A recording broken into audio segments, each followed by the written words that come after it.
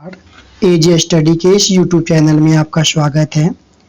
आज की क्लास में हम लेकर के आए हैं आप लोग के बीच क्लास 10th का संस्कृत, जिसमें हम चर्चा करेंगे संस्कृत साहित्य लेखिका अर्थात चैप्टर 4 की हम चर्चा करेंगे। इससे संबंधित वस्तुनिष्ठ प्रश्न जो भी एग्जाम में संभावित बन सकता है, वे सारे प्रश्न को हम लेकर के आए हैं। वीडियो को आप मात्र 2 बार देख लीजिए, सुन लीजिए, ठीक है। उसके बाद ये सारे प्रश्न आपके दिमाग में सेट हो जाएंगे, ठीक है दोस्तों। तो चलते हैं, आज की क्लास को हम शुरू कर लेते हैं। 17 ऑब्जेक्टिव महत्वपूर्ण, जो कि आपके एग्जाम के लिए काफ़ी रामबाण हो सकता है। चलिए हम प्रश्न की शुरुआत कर लेते हैं। इससे पहले यदि आप चाहते हैं कि इसका हम पीडीएफ लूँ, तो इसके पीडीएफ लेने के लिए आप मेरे टेलीग्राम चैनल एजे स्टडी लाइव से जुड़िए। डिस्क्रिप्शन में आपको उसका लिंक मिल जाएगा, या आप डायरेक्ट टेलीग्राम पर सर्च कीजिए एजे स्टडी लाइव। चैनल पर नए होते हैं, चैनल को सब्सक्राइब करें, दोस्तों के साथ वीडियो को शेयर करना ना भूलें, ठीक है। तो चलिए लेकर चल लेते हैं। पहला प्रश्न आपके स्क्रीन पर दिख रहा होगा, छमाराव किस काल के लेखिका हैं? छमाराव किस काल के लेखक हैं? ठीक है, आधुनिक काल, मध्यकाल, प्राचीन काल, उपयुक्त में से कोई नहीं। तो जो इसका राइट आंसर है वो ऑप्शन नंबर ए, आधुनिक काल के वे लेखिका हैं। अगला, पुरुषों और नारियों के सहयोग से किसकी गाड़ी चलती है? बीवीआई प्रश्न है, एग्जाम में पूछ चुका है।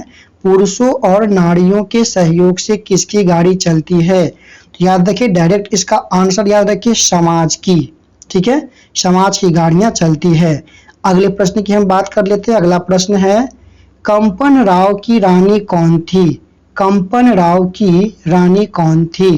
ठीक है, तो इसका राइट आंसर आपका हो जाएगा गंगा देवी।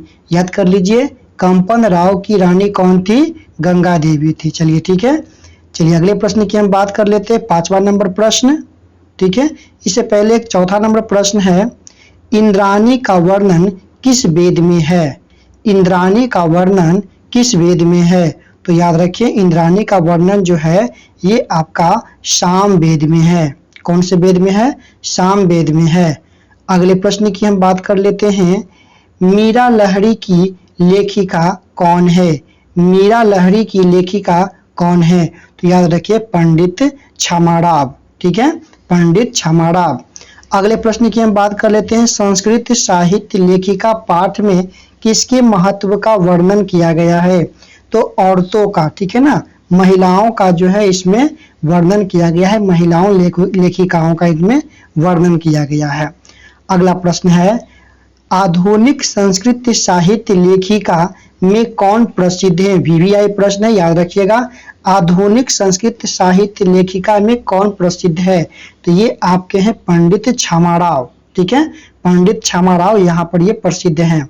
शंकर चरितम की रचना किसने की? शंकर चरितम की रचना किसने की? तो इसका राइट आंसर है ऑप्शन नंबर डी, शंकर चरितम की रचना जो है पंडित छमाराव किए हैं, ठीक है। शंकर चरितम की जो रचना है वो पंडित छमाराव किए हैं। अगले प्रश्न की हम बात कर लेते हैं, लौकिक संस्कृत साहित्य में 40 कवयित्रियों में प्रथम कल्प कौन है ना? प्रथम कल्प कौन है? वीवीआई प्रश्न है, तो एकदम आपको याद रखना है विजयांका। लौकिक संस्कृत साहित्यों में 40 कवयित्रियों में प्रथम कल्प कौन है? विजयांका। अगले प्रश्न की बात कर लेते हैं, कहता है ऋग वेद में कितनी महिलाओं का वर्णन है?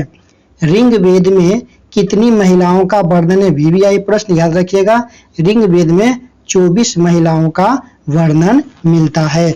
और इसके जस्ट बाद आपके स्क्रीन पर दिख रहा है, अथर्व वेद में कितनी महिलाओं का वर्णन है?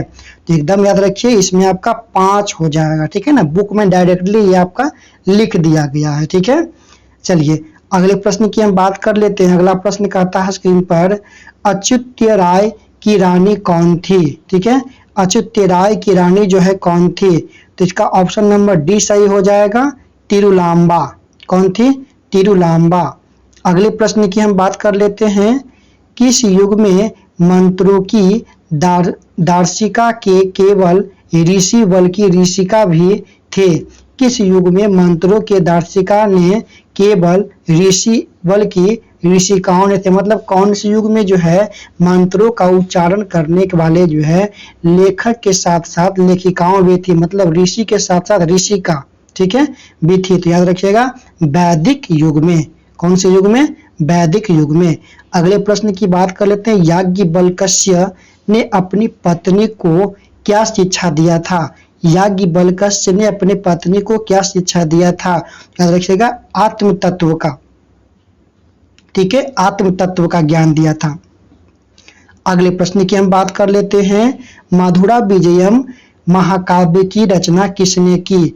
मधुरा विजयम महाकाव्य की रचना किसने की? तो आंसर को याद रखिए गंगा देवी। किसने की? गंगा देवी। अगले प्रश्न की हम बात कर लेते हैं। लास्ट प्रश्न है आपका, सॉरी एक प्रश्न और है, क्वेश्चन नंबर 16 कहता है कि बदराम्बी काव्यम संहाव काव्य की रचना किसने की? बदराम्बी कापरिणम संहाकाव्य की रचना किसने की? तो इसका आंसर याद रखिएगा पंडित क्षमाराव। अगले प्रश्न की हम बात कर लेते हैं। जनक के सभा में शास्त्र कुशली कौन विदुषी रहती थी? तो VVI प्रश्न, जनक के दरबार में गार्गी रहती थी। ऑप्शन नंबर 20 का राइट प्रश्न है। तो ये था आज के सब प्रश्न का 17 महत्वपूर्ण प्रश्न जो कि परीक्षा में संभावित है, आने वाला है। कई क्वेश्चन इसमें एग्जाम में पूछ भी चुका है। तो वीडियो को आप लोग 2 बार देखें, वीडियो को लाइक करें, ठीक है, चैनल पर नए होते हैं चैनल को सब्सक्राइब करें और वीडियो आपको कैसा लगता है कमेंट बॉक्स में जरूर कमेंट करें।